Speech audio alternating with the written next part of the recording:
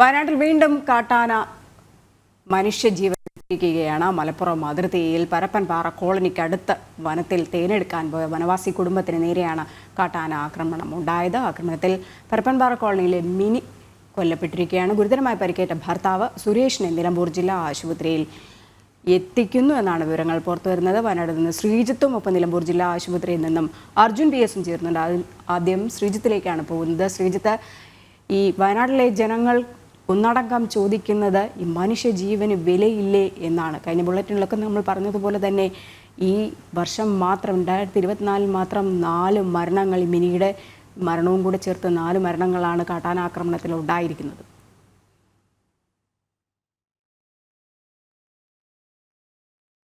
വയനാട്ടിൽ വന്യജീവി ആക്രമണത്തിൽ വീണ്ടും ഒരു ജീവൻ കൂടെ നഷ്ടമായിരിക്കുകയാണ്. പരപ്പൻപാറ കോളനിയിലെ മിനിക്കാണ് ദാരുണാന്ത്യം ഉണ്ടായിരിക്കുന്നത്. വനത്തിൽ തേനെടുക്കാൻ പോയപ്പോഴാണ് മിനിക്കും മിനിയുടെ ഭർത്താവിനും നേരെ കാട്ടാന ആക്രമണം അഴിച്ചുവിട്ടത്. ഗുരുതരമായി പരിക്കേറ്റ മിനിയുടെ ഭർത്താവ് ഇപ്പോൾ ആശുപത്രിയിലേക്ക് കൊണ്ടുപോകുന്നു എന്നാണ് വിവരങ്ങൾ ലഭ്യമായിട്ടുള്ളത്. എന്തായാലും വീണ്ടും സർക്കാർ വലിയ പരാജയം തന്നെയാണ് ഏറ്റുവാങ്ങാൻ പോകുന്നത്. ഈ വന്യജീവി ആക്രമണത്തിൽ നിന്ന് സുരക്ഷ നൽകാൻ, വയനാട്ടിലെ ജനങ്ങൾക്ക് സുരക്ഷ നൽകാൻ ഇതുവരെയും സർക്കാരിന് സാധിച്ചിട്ടില്ല എന്ന് തന്നെ പറയണം.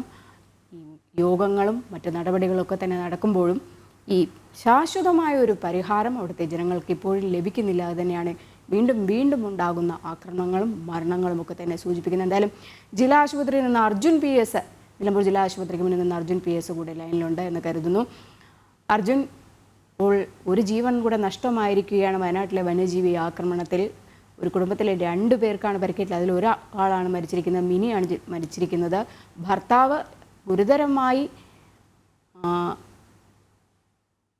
പരിക്കേറ്റിട്ടുണ്ട് എന്നാണ് അറിയാൻ കഴിയുന്നത്. ഭർത്താവ് സുരേഷിനെ നിലമ്പൂർ ജില്ലാ ആശുപത്രിയിൽ പ്രവേശിപ്പിച്ചു കഴിഞ്ഞു. എന്താണ് അവിടെ നിന്ന് ലഭിക്കുന്ന വിവരം?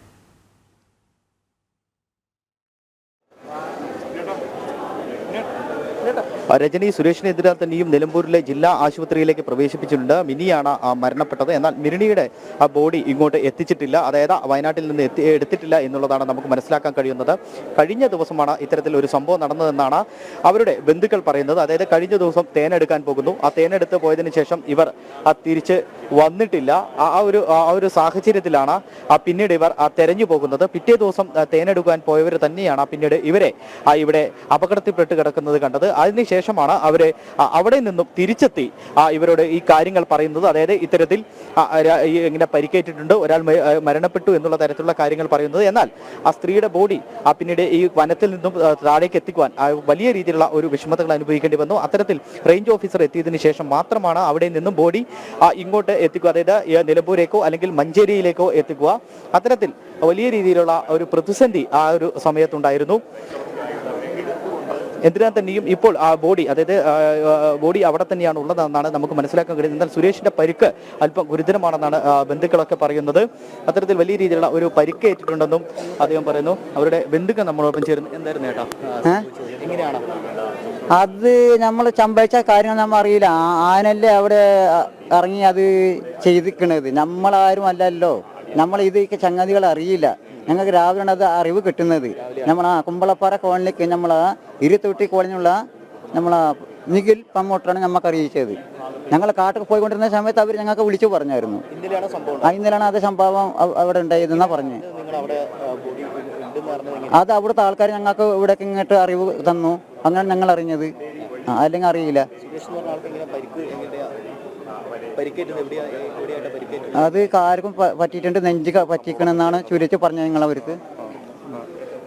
ഇത്തരത്തിലാണ് ബന്ധുക്കളടക്കം പറയുന്നത്. അതായത് വലിയ രീതിയിലുള്ള ഗുരുതരമായ പരിക്ക് തന്നെ സുരേഷിനേറ്റുണ്ട്. അതായത് കാലിനും അതുപോലെ തന്നെ നെഞ്ചിനും പരിക്കേറ്റിട്ടുണ്ടെന്നാണ് ബന്ധുക്കൾ നമ്മളോട് പറയുന്നത്. എന്തിനാൽ തന്നെയും നേരത്തെ രജനി സൂചിപ്പിച്ചതുപോലെ തന്നെ നിരന്തരമായിട്ടുള്ള കാട്ടാനശല്യം അല്ലെങ്കിൽ അത്തരത്തിലുള്ള വന്യമൃഗശല്യം വയനാട്ടിൽ കൂടി വരുന്ന ഒരു അവസ്ഥയാണ് നമുക്ക് കാണുവാൻ കഴിയുന്നത്.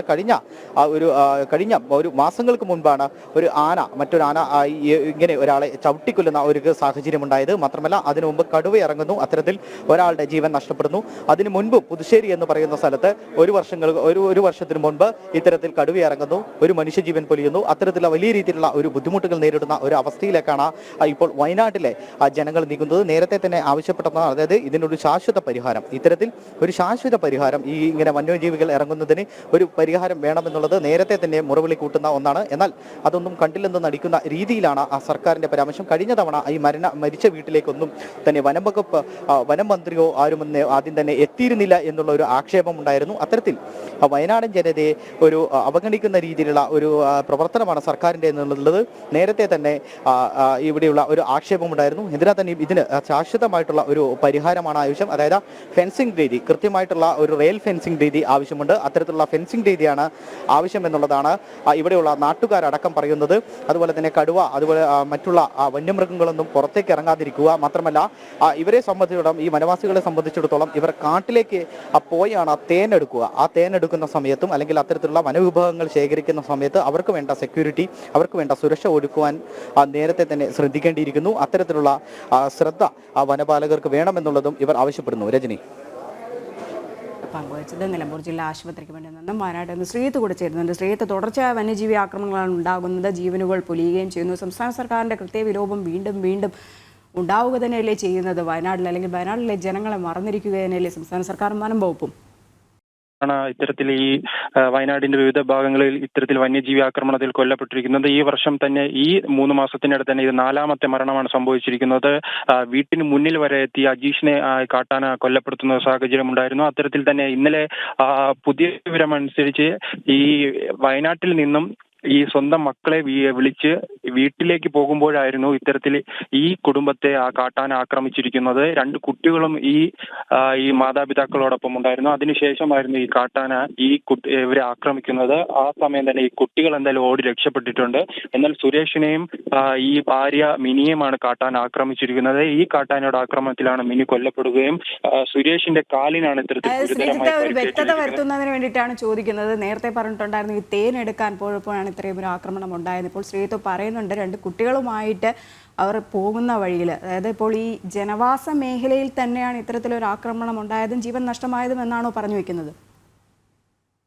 ഇന്നലെ തുടർച്ചയായ അവധി ദിവസമാണ്. അതിനാൽ തന്നെ വയനാട്ടിൽ നിന്നും ഇത്തരത്തിൽ 2 കുട്ടികൾ, ഹോസ്റ്റലിൽ പഠിക്കുന്ന കുട്ടികളാണ്. ആ കുട്ടികളെ വിളിച്ച് കാടിന്റെ സമീപത്തിലൂടെ, വന അതിർത്തിയിലൂടെ ഈ വയനാട് നിന്നും നിലമ്പൂരിലാണ്, മലപ്പുറത്തെ നിലമ്പൂരിലാണ് ഒരു പുഴയുടെ വക്കിലാണ് ഇവർ താമസിക്കുന്നത്. ഇത്തരത്തിൽ 2 കുട്ടികളുമായി മാതാപിതാക്കൾ ഈ വനാതിർത്തിയിലൂടെ ഇന്നലെ വൈകുന്നേരം നടന്നു പോകുമ്പോഴായിരുന്നു ഇത്തരത്തിൽ കാട്ടാനയുടെ ആക്രമണം ഉണ്ടായിരുന്നത്. തുടർന്നായിരുന്നു ഈ ജനവാസ മേഖലയല്ല ഈ പ്രദേശമെന്നും അതിനാൽ തന്നെയായിരുന്നു ഈ കാട്ടിനുള്ളിൽ ഈ ദമ്പതികൾ ഈ കാട്ടാനയുടെ ആക്രമണത്തിൽ ഗുരുതരമായി പരിക്കേറ്റ് അവിടെ കിടക്കുകയായിരുന്നു ചെയ്തത്. പിന്നെയായിരുന്നു അതിലെ വന്ന നാട്ടുകാർ ഈ വിവരം അറിയിച്ചതിനെ തുടർന്ന് വനപാലകർ ഈ വയനാട് നിന്നും അതോടൊപ്പം തന്നെ മലപ്പുറത്ത് നിന്നും ഈ പ്രദേശത്തേക്ക് എത്തുന്നത്. കാരണം ഈ വയനാട്ടിൽ നിന്ന് തന്നെ ഉൾവനത്തിലൂടെ 8 കിലോമീറ്റർ സഞ്ചരിച്ചാൽ ഈ ജനവാസ മേഖലയിൽ എത്താൻ കഴിയും. അതോടൊപ്പം തന്നെ മലപ്പുറത്ത് നിന്നും ഈ പ്രദേശത്ത് എത്താൻ കഴിയുള്ളൂ. അത്തരത്തിൽ ഈ വിദ്യാർത്ഥികളുമായി, സ്വന്തമായ മക്കളുമായി ഇത്തരത്തിൽ കാട്ടിലൂടെ വനപ്രദേശത്ത് കൂടെ നടന്നു പോകുമ്പോഴായിരുന്നു ഈ കുടുംബത്തിന് നേരെ കാട്ടാനയുടെ ആക്രമണം ഉണ്ടായിരിക്കുന്നത്. എന്തായാലും ദാരുണമായ ആക്രമണമാണ്. ഈ ആക്രമണത്തിന് പിന്നാലെ തന്നെ മിനി മരണപ്പെട്ടു. അതിനുശേഷം മണിക്കൂറുകളോളം സുരേഷ് ആ കാട്ടിനുള്ളിൽ തന്നെ പരിക്കേറ്റ് കിടന്നു. ഈ വിദ്യാർത്ഥികൾ, ഈ കുട്ടികൾ എന്തായാലും ഓടി രക്ഷപ്പെട്ടതിനാൽ ആ കുട്ടികൾ രക്ഷപ്പെട്ടിട്ടുണ്ട്.